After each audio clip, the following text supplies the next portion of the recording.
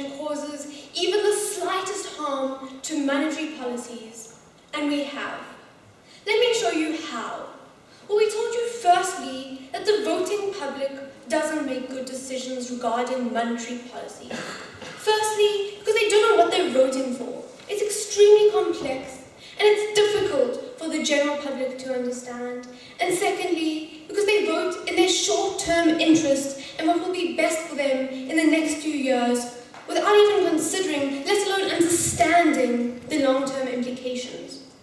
To which side propositions simply responded, well, we'll educate them. It's not that difficult.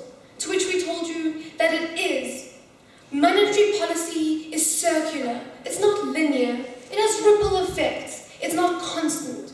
It's difficult to educate people about this. And professional economists have to study for 7 years before they even have a base understanding of monetary policy and how to work the economy. We don't think you can educate the general public about this. And they said, well, the very fact that economists don't really know how to make proper decisions and can't predict the outcomes shows that you need another side to the story. Another side to the story that is uneducated and has no idea what they're voting for, that only votes based on what the candidates tell them the good outcomes are going to be, without even listening to the negative outcomes, showing how people vote so much for the short term.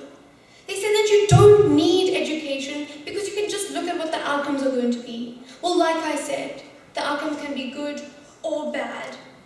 Second reason why we get bad, harmful policies in place is because the central bankers themselves don't make good decisions.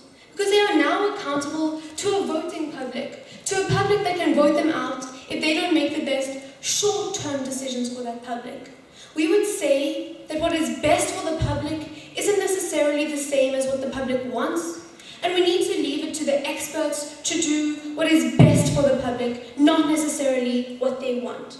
And then they said, no, they're not doing what's best for the public because central bankers are accountable to their banks and the elite part of society and not to their people. So this is abuse of the system.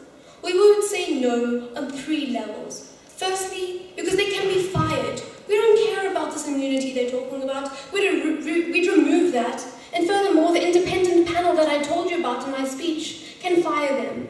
Secondly, they have their reputation as a credible economist to uphold. If they do a bad job, if they mess up the economy, no one's ever going to want to hire them again.